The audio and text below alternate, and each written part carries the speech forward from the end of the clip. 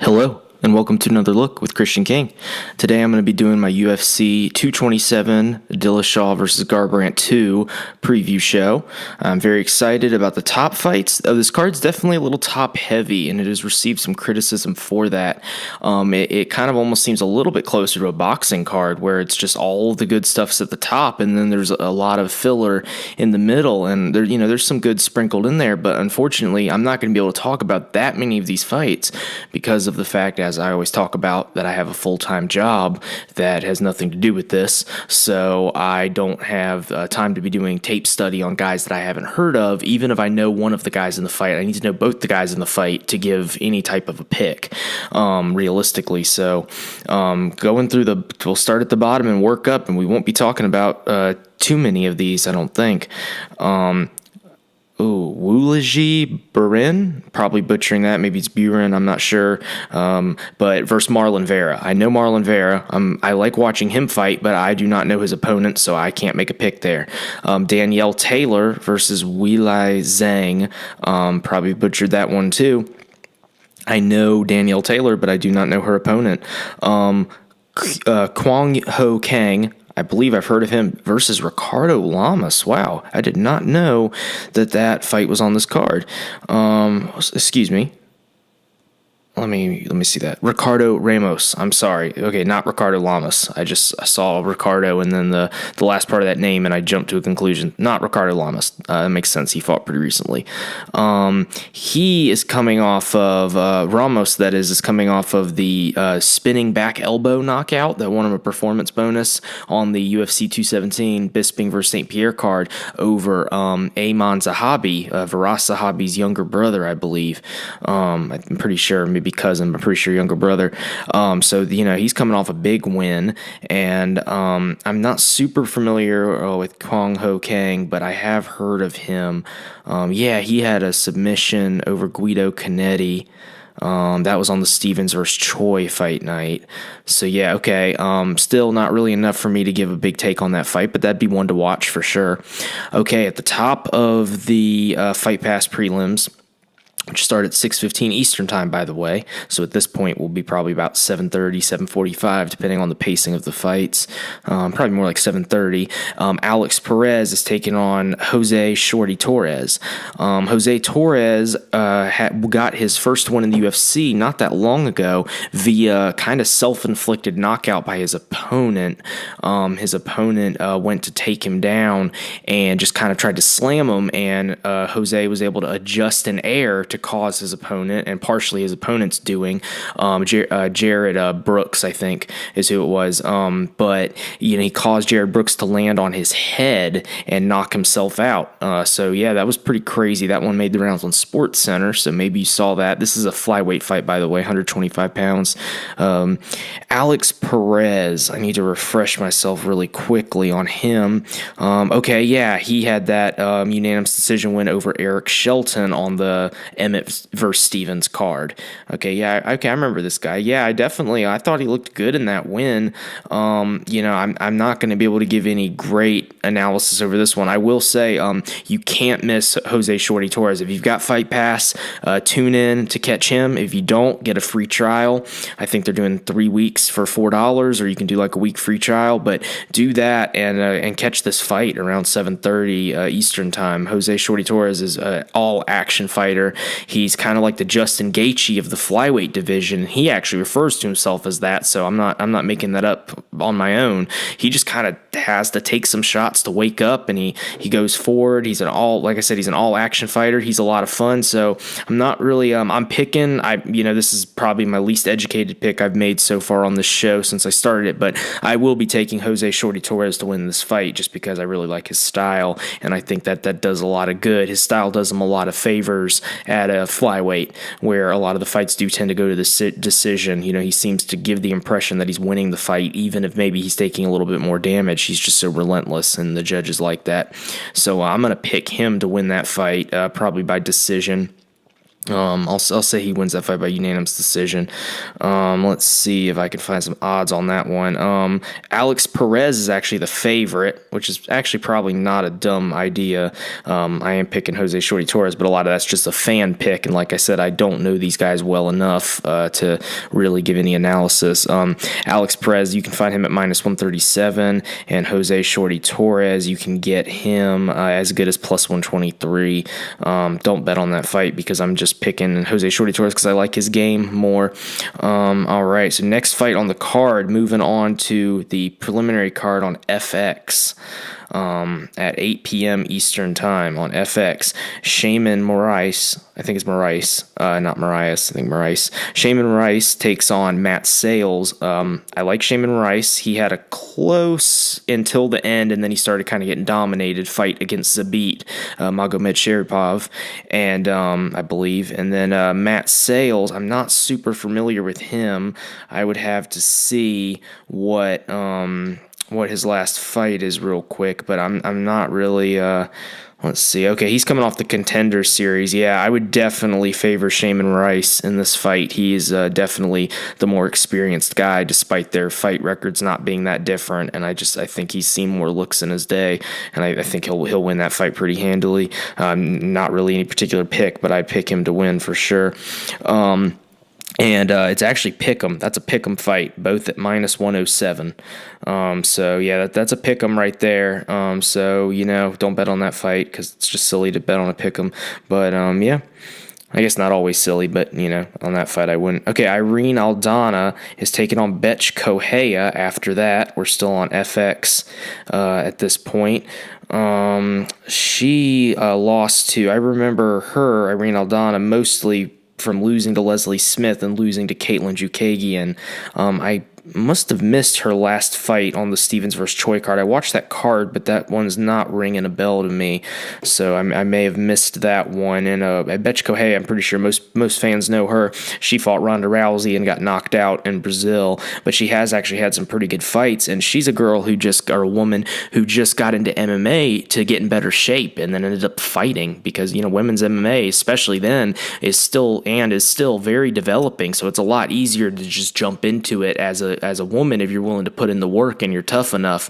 Whereas I think for the guys, we're way past that point. You can't just get in the UFC based on being a tough guy. There's no way. There's just the level's too high, and the women's divisions are starting to get like that as well, but some of them are still a little thinner.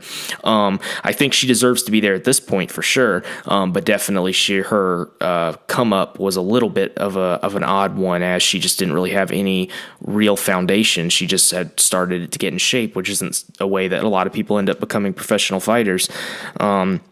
She's coming off a knockout loss to Holly Holm, but at this point it was over a year ago, so I'm sure it's about coming up on 14 months ago, so I'm sure she's plenty recovered from that. That was a nice knockout by Holly. So I'm going to pick Betch Kohea. I have a feeling Betch Kohea is going to be an underdog, so this might be a good underdog pick for you. She just seems to me like she'll be the underdog based on this matchup. We'll get to that in a minute, but I'm going to take Betch Kohea here, even if that's not necessarily a smart pick.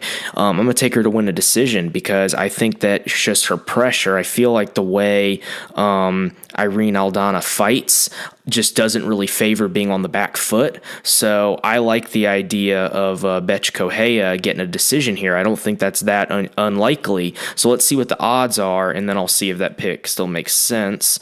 Betch Kohea is the underdog as high as +269, which is very high, and Irene Aldana is the favorite at -310, as low as you can get her as a favorite. So I would pick Betch Kohea there just as a good underdog pick, even if maybe it's not the smartest pick. That should be a fun fight. I'll definitely be tuning in for this one. I think it's actually Simone, not Simon. Ricky Simone taking on Montel Jackson. Not familiar with Montel Jackson. He's another Contender Series guy. I need to start tuning into that a little more. I watched Nick Newell's fight. I was sad to see him lose, but I thought he made himself look good in defeat. He was definitely classy, and he fought his heart out, so good for him. I wish he had won, though, but that's the only time that I've really tuned in for the Contender Series, so I've got Fight Pass. I need to start tuning in so I'll know more of these guys. So yeah, I can't really comment on that fight at the the top of the FX preliminary card. At this point, it'll be about 7:30, 7:40. Brett Johns is taking on Pedro Munoz, we'll just say Pedro is coming off, I believe, a loss to John Dodson by split decision. Yeah, that's correct. He's coming off that split decision loss. Brett Johns is coming off, I believe, a unanimous decision, to Aljamain Sterling. I knew the opponents. I just had to check the method of defeat. So those guys are both coming off a loss. They've got pretty similar records. Brett Johns 15-1, Pedro Munoz 15-3. I think this is a great time for these guys to be fighting. Let me check their ages real quick. So Pedro Munoz is 31. I think Brett Johns is a little younger. Yeah, he's 26. He fights out of Wales. So he's from Wales. Pedro Munoz, I believe, is from, Brazil. This should be an interesting fight. I feel like Pedro Munoz, even though his striking isn't necessarily the most refined, I feel like he just hits hard, and he has success with that. I mean, I'm pretty sure it was he got a submission over Rob Font, and I'm pretty sure if I remember correctly that he hurt him on the feet and then got the submission when he shot in for a desperate takedown. Rob Font, that is, shot in for a desperate takedown while he was hurt and got submitted. So I'm going to favor Pedro Munoz to take this win here because I don't think Brett Johns is that much of a threat on the feet. He doesn't seem to have a whole lot of power, and although he has good submissions, I don't think he's going to be the better submission grappler going against Pedro. So I'm going to take Pedro Munoz by submission, I think it might. I'm going to go ahead and go in. I'm going to say Pedro is going to get a first-round submission. That's what I'm going for because they'll still be dry then. He might be able to hurt Johns on the feet. He's got a knack for quick submissions. I'm taking him by first-round submission. Let's see what the odds are on that fight. Pedro Munoz is a big favorite. You can get him as the best odds you can get him at as a favorite is 259, minus 259. And then Brett Johns is as high as plus 231 underdog. I'm taking Pedro here by first-round submission. Let's see, and what else did I pick? I took Betchkohea by decision. I'm going to say split decision if I didn't say that. There was a reason I didn't say, I think it'll be a split decision. I got Betchkohea by split decision, and there's a couple other guys I'm saying, I'm picking Jose Shorty Torres to win a unanimous decision. Other than that, there's a lot of fights that I'd love to pick if I just knew a little more about the opponent. So now we get to the start of the pay-per-view card. Kevin Holland, who is coming off the Contender Series, I'm pretty sure. They got a lot of Contender Series guys on this card, and I'm going to go on a little rant about that in a second. Thiago Santos is fighting him. Thiago Santos is going to win this fight, and he's going to win it by first-round knockout. That's my prediction. Thiago Santos by first-round knockout. He is, I'm sure, a huge favorite. Yeah, you can get him. The lowest you can get him is minus 375, which is very high favorite. And then Kevin Holland, you can get him as high as plus 336. I can guarantee you this fight won't go the distance because both guys are strikers who get the finish. But Thiago Santos has just fought way too good a competition to get beat by someone coming off the Contender Series, at least as the odds would say. I mean, obviously there's always a chance in MMA, but I don't make bets just off lucky hope that they'll be right. I make the bet that I believe in, and I think Thiago Santos will win this one by first-round knockout. So my little rant that I'm just going to give real quick is that this is a pay-per-view card, and they have a lot of Contender Series guys on here, which means they're making their official UFC debut, especially on the main card. I am paying $65 to watch this. And the problem is that it's very easy to watch it for free if you go online. It doesn't take that much work. I don't do that because pay-per-view is the one time that the athletes actually get some of the money, and I want to support the athletes. If the UFC didn't give the fighters any of the pay-per-view money, when I have a month where I've got a lot of bills to pay, I'd probably be watching it online, streaming it. I'm not going to lie. I don't do that because the athletes do get some of the money. I'm proud to say that I've always watched pay-per-views legally. The only time I've ever watched pay-per-view fights online is when I've watched them the next day, and that has usually been boxing fights. I always pay for UFC pay-per-views, but when you're putting the opening fight as someone coming off the Contender Series, and I'm pretty sure he's a short notice replacement, but the problem with this card and why it's so top-heavy, and this is really the essence and the main focus point of this rant, the card is so top-heavy because the UFC started dangling out. Part of why this card seems not that good is because the UFC was announcing, and Dana White in particular, was announcing fights that they had not finalized yet, and they got us excited. When I first heard about this card, I thought we were going to have Dillashaw Garbrandt, which we do have, Johnson versus Cejudo, which we do have, but then I thought we were going to have Rockhold versus Gustafsson. They were talking about Nate Diaz versus George St. Pierre. I didn't believe that one, but still, just the fact that they said it made me think, well, if they're saying that, at least surely we're going to get Gustafsson versus Rockhold. I know Rockhold ended up injured. I'm not saying that all of this is the UFC's fault, but they initially talked about a lot of big fights for this card, and now they've just kind of had to throw some stuff together, and what we have is we have a very top-heavy card. And the biggest thing here is that the next fight, and the reason why I want to make this point, this next fight is the second fight up on a pay-per-view, and I, as a hardcore MMA fan, am not going to be able to give a very solid pick because I haven't seen enough of these fights from these people. And sure, maybe that's my fault for occasionally missing the bottom of an undercard when I went out to dinner and didn't get home in time and didn't watch it the next day because I wasn't doing my show back then. You know, maybe that's partially my fault, but it doesn't belong on a pay-per-view. That's not a pay-per-view fight. I'm talking about J.J. Aldrich versus Polyana Viana. And I'm sorry, that's not a pay-per-view fight. And hopefully it'll be a great fight. I hope they win fight of the night. I hope these ladies show up and fight their hearts out, win bonuses, and shut me up. And I hope that on Sunday, I'm talking about how that was the best fight on the card. And that'd be awesome for them. But that's not how you should book fights. You shouldn't book fights on the hope that that's what happens. You should book fights on what people know. If you want people to buy your pay-per-view, if you want people to buy tickets, you gotta put out a little bit of a better card, especially when you're going on sports shows and doing TMZ interviews and indicating that we're going to get a lot of these really big fights, and then they don't come through, and we're left with just two big fights at the top. I love watching Cub Swanson fight, but he's coming off quite a few losses, and I'm not saying I'm not excited about that fight, but it's that, to me, that's definitely not enough to make those 5 fights all. If you got to have either 3 huge fights and then 2 kind of whatever, or you got to just spread it a little smooth. Have the big fight at the top, and then just have some solid fights where everyone knows the names. I don't know. Polyana Viana has 1 fight in the UFC against Maya Stevenson. She won by submission. That was on the Machida Andrews card. I actually do think I saw that, or at least saw the highlight. And I actually am pretty familiar with J.J. Aldrich. I just kind of enjoy her volume striking style. It's just, I don't know, it's a little bit fun to watch, at least for me. It's not necessarily the bar fight fans' favorite style, but I enjoy it. She's coming off a unanimous decision over Danielle Taylor on the Stevens vs. Choi card.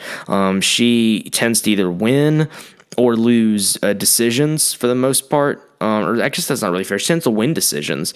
She's lost 1 unanimous decision back down her fight career a little bit back in 2016.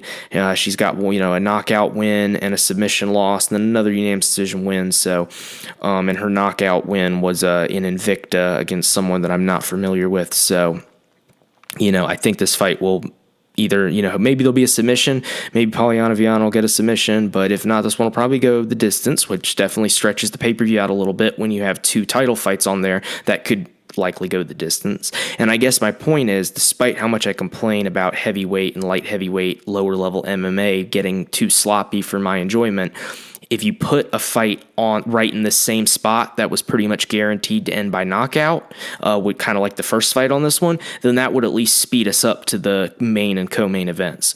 But this one could likely go the distance, but we'll see. I hope it's a great fight. I really do. We're gonna look at the odds here. Because, so I guess I should say before I look at the odds, I guess I will take J.J. Aldrich to win a unanimous decision. That's what I'm going to pick, but I really don't know that well, to be honest.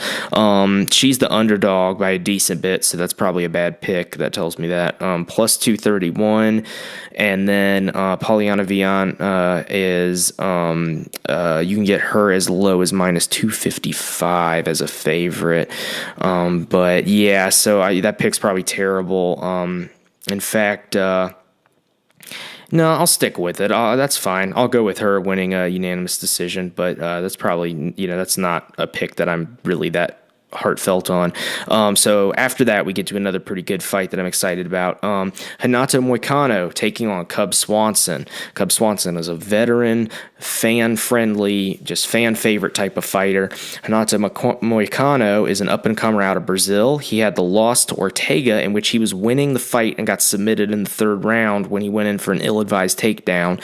And then he had a unanimous decision over Calvin Kattar in his last outing, where he just chewed his leg up with leg kicks. It was a beautiful performance. I feel like there's some Aldo comparisons out there. I'm not, it might just be in my head. Maybe no one else has said that, but I can't help but think of Aldo a little bit. It's just his leg kicking style and his striking style. But I would say he's not. Aldo might be his final form, if we're talking Pokemon type stuff, his final form, he will transform into Renato Moicano will transform into Jose Aldo, but he's not quite there yet, but still, I think he's going to win this fight. Cub Swanson is still an excellent fighter, but he has not looked. He didn't pull the trigger that much in the Frankie fight, I felt like, and he lost the decision. And I feel like he didn't have maybe quite as much in him as he used to, which is fine because he's given us so many crazy fights, and he's 34 now, which is not young for a featherweight.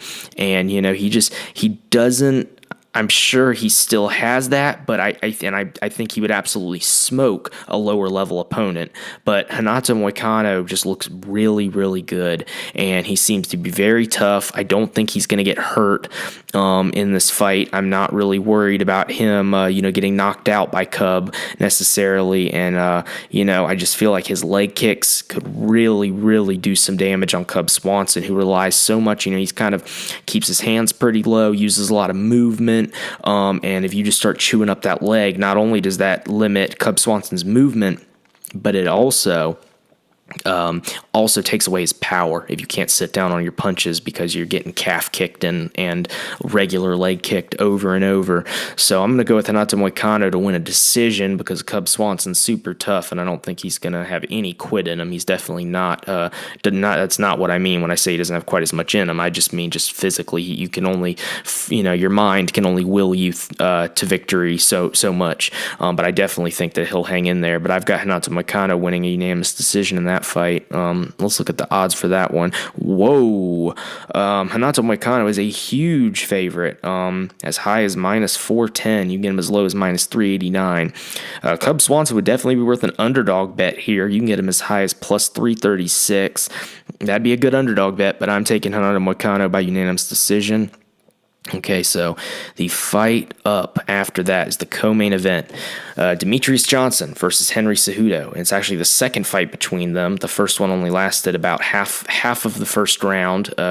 DJ was able to get Henry out of there with strikes to the body, knees to the body in the clinch, hurt him to the body. He was still young in his MMA career, and he just couldn't deal with DJ in the clinch. And he was very open about that afterwards. He said, I actually thought that I would be way better in the clinch because I'm an Olympic gold medalist wrestler, and I wasn't ready for that at all. So he had to really reevaluate stuff. He said he made a lot of changes to his training. He definitely seems much better. He came out with a Conor McGregor looking striking against Wilson Hayes, very light on his feet, lots of feints. Lots of hand play out in front, hand trapping. I really liked his game there, and then he went back to his wrestling against Sergio Pettis and won an easy decision, which shows you that he's not determined that he can only do things one way. He's willing to go back and forth with his styles. But that being said, he's taken on Demetrius Johnson, who's arguably the greatest fighter of all time. I think that DC is the pound-for-pound best fighter in the world right now with his two belts, but Demetrius Johnson's probably the greatest of all time as far as champions go, undoubtedly. And I don't see him getting beat yet. I feel like he's still at the top of that throne. He still will be for at least another maybe 2 years, and then maybe he'll retire on top, or maybe he'll lose and then he'll retire, or maybe he'll lose and he'll get it back and then he'll lose it again and retire. I don't know what he'll do with his career, but I do think at some point he will get beat. Someone will come up who can dethrone him, but I don't think it's Henry Cejudo. I think this fight will be much better than the first one. And if Henry Cejudo wins, I actually think it'll be by knockout, because I don't think that Demetrious Johnson is capable of losing a decision at flyweight in his current form. I just don't think he's capable of that. I think he would have to get put out to lose this fight. I think that Demetrious Johnson is going to win this fight by submission, and I think he's going to do it in the 5th round. The reason why I think he's going to do it in the 5th round is because Henry Cejudo is a very good grappler, so he's not going to be easy to submit until he's tired out. And Demetrious also, he kind of likes to pressure cook his opponents. He did it to Ray Borg. That's the best example I can give you. He pressure cooked Ray Borg. He just kept working him and not let him have any success, and frustrating him, and then finally just went for the submission and got it. He did it to Kyoji Horiguchi too, who's showing how amazing he is now over in Ryzen in Japan. So Demetrious Johnson's a special talent, and I think that he will frustrate Henry Cejudo, and he will win most of this fight. I'm sure Henry Cejudo will have his moments. I think it'll be a much better, more competitive fight than the first one, obviously, and I think it will actually end up being one of Demetrious Johnson's most competitive fights, but I do think he'll get a submission in the 5th round. I'm not going to go as far as to pick what type of submission he will get. I mean, you could say an armbar would probably be very likely. I think it'd be hard to get a Kimura on someone like Henry Cejudo, maybe a rear naked choke, but I'm just going to say submission round 5. That's good enough for me. That's how the bet would go. If you were betting, you'd say submission, or even just finish. So because he could even get a TKO. I'm going to go ahead and say submission though, not TKO. He's going to get a 5th round submission. The odds for this fight, Demetrious Johnson is a huge favorite. The lowest you can get him is -470, and Henry Cejudo is a huge underdog. Plus 400 is as high as you can get him. So yeah, that's no surprise there at all. I'm still picking Demetrious. I wouldn't bet money against Demetrious, not yet anyways. We'll have to see him lose a step before we start betting money against him. All right, so this takes us to the main event. Let's roll through this one.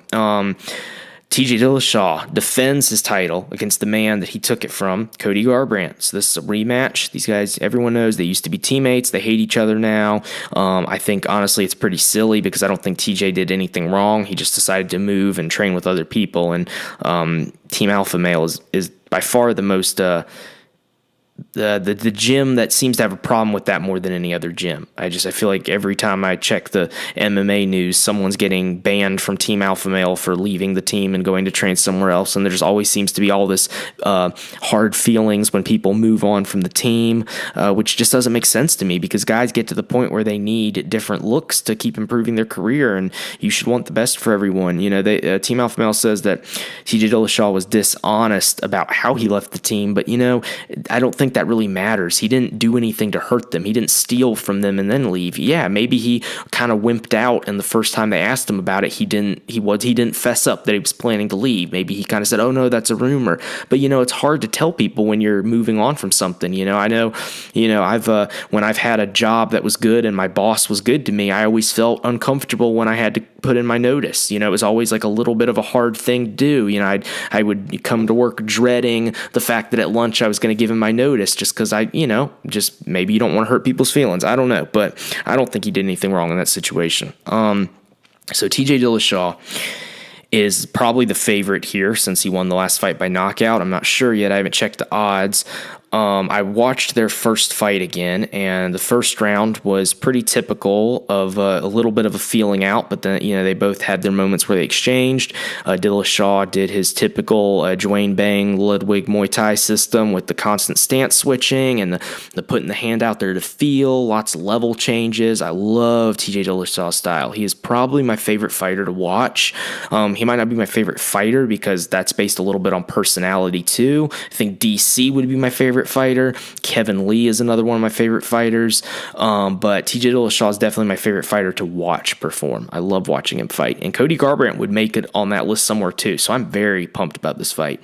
Dillashaw, the only thing that worries me, I think So Cody Garbrandt was supposedly, I'm sure he had some injuries. I don't know how bad it is, though. I don't, sometimes, because it seems like he doesn't really want to make too many excuses, but other people are making excuses for him, which is a lot of times you see that from, coaches and training partners wanting to look out for their guy and say, listen, no, he was really hurt. He's not going to tell you that because he doesn't want to make decisions, but he was. He had some back problems. Apparently, he didn't get to train too much for that first fight. He dropped TJ in the first round, so there's definitely big danger there for TJ. TJ seemed to take the punch pretty well and recover. So I'm going to make a point about each guy, and then we're going to talk more about this. So, okay, my point about TJ Dillashaw. In the Renan Barão rematch, he got a little bit overconfident at the end of, I believe it was the end of the first round, and got clipped a few times. Barão does not punch as hard as Garbrandt.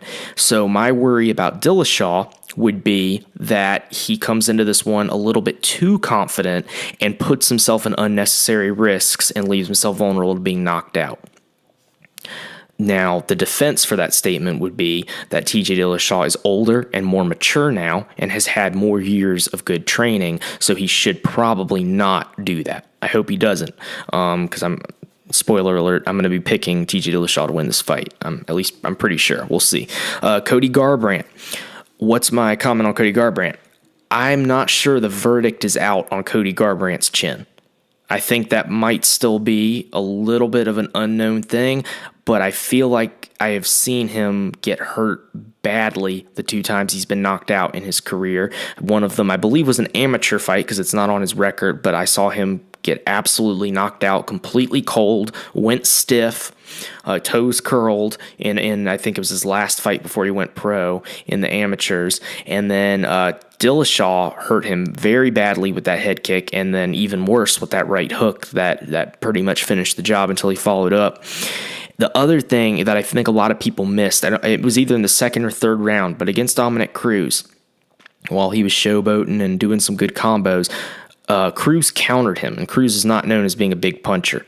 He dropped Faber a few times towards the end of Faber's career, but I'm not sure if Cruz would be able to drop Dillashaw. I highly doubt it. And Garbrandt didn't get dropped, but he stiffened for a second. I saw it, and I've watched it back multiple times. He got hit with a counter by Cruz, and you saw his body just stopped for a second. It just did that little stutter, that tell where you can tell that one buzzed him. I'm not sure that his chin is of the same caliber as TJ Dillashaw's. And I think that if these guys were just going to start trading like crazy, I do think that Garbrandt would be more likely to be the one who gets knocked out, even though he's probably the harder puncher. And I could be wrong, but part of why I think that I'm interested in the idea of his chin possibly being damaged is that the guy was a crazy wild man growing up, got into tons of fights, talked about getting jumped, constantly sparring since he was young, always boxing, always trying to knock each other out in the gym, Wouldn't surprise me if the dude's gotten hit in the back of the head with a chair at one point in a bar fight or something. I mean, he's been stabbed in the leg in a bar fight. And not that I don't think he was doing anything wrong in that situation, but still, he was in the wrong place and he got stabbed. It's never happened to me for a reason. So, so he probably has taken a lot more shots in his life than Dillashaw, who just grew up wrestling and went to college for wrestling and then started training with very intelligent training methods from the start. His first sparring experience was at Team Alpha Male in a professional gym, whereas I'm pretty sure Garbrandt has probably been hitting his friends in the head and getting hit in the head by his friends since he was probably 12 years old or something like that, maybe even younger. So that could possibly explain why he does seem to get buzzed a little bit. Maybe it's not that he has a bad chin, it's just that he's got more miles on his chin from all the sparring and all the boxing he did growing up when he was younger. The science isn't fully in on all that, but it's something to watch for in this fight. If these guys start exchanging like crazy, I would look for Garbrandt to go down before I'd look for Dillashaw to go down, just to be honest. Garbrandt, advantages that Garbrandt has is he definitely is the faster puncher. He's definitely the harder puncher. I really like his angles, his pivots. He doesn't move as much as Dillashaw, but the movements that he does do are very efficient. I do think he keeps his hand, especially that right hand, a little bit too low, which is what got him caught with that head kick in the second round of this fight with Dillashaw before this one, because that right hand was a little bit too low. But I don't think that alone, that's also part of his style. I'm sure that hand being a little lower plays into how he sets up his offense. It's striking at that high of a level is incredibly in depth. Type of science. They call boxing the sweet science. There's a lot to it. So a lot of times little things that might look wrong are part of how you use other tools in your game. That could be a reason for that, but it does seem to make him vulnerable at times to get caught on that side. I know I already said this, and yeah, I'm gonna stick with it. I am gonna pick TJ Dillashaw to win this fight, and I think he'll win this fight by knockout, TKO, whatever you want to call it. I think it'll go longer than the first fight did. I think both guys will be a little bit more hesitant because they both felt each other's power in the first fight, but I don't think that these guys are going to be able to be hesitant for 5 rounds. I don't see that happening at all. And I think that by the time they start really throwing hands, I think we'll be in the 3rd round, and Dillashaw will catch him, and I think he'll get him out of there. KO, TKO, TJ Dillashaw over Cody Garbrandt. That's what I think. I'm picking that. So TJ Dillashaw by 3rd round, KO, TKO, to defeat Cody Garbrandt and retain his belt and put Cody Garbrandt in that dreaded scenario where you've lost 2 fights to the champion of your division, and don't really want to change weight classes. I feel like he's the perfect size bantamweight. Don't think he'd be suited well for going down. I don't think he'd be suited well for going up. So, selfishly, I kind of want to see this fight a 3rd time. So I wouldn't be mad if Cody Garbrandt won. I wouldn't be mad about that at all. But I'm definitely picking TJ Dillashaw, and he's definitely the fighter I enjoy watching more out of the 2. Definitely my favorite fighter to watch, period. Huge fan of this guy. So yeah, I'm picking him, KO, TKO, round 3. Let's look at the odds for this fight and see what we've got going on here. Okay, these are very close odds. TJ Dillashaw, you can get him as low as -112 as a favorite, and Cody Garbrandt is also in the favorites, but you can get him as low as -102. So yeah, very close fight, pick'em fight. Like I said, I've got Dillashaw. All right, well, I will be back on Sunday, hopefully, for my recap show. Prelim card, we went over that. It's on FX, not Fox Sports 1, so it's on FX at 8 p.m. Eastern Time. Pay-per-view is obviously on pay-per-view at 8 p.m. Eastern, or 10 p.m. Eastern Time. Order it.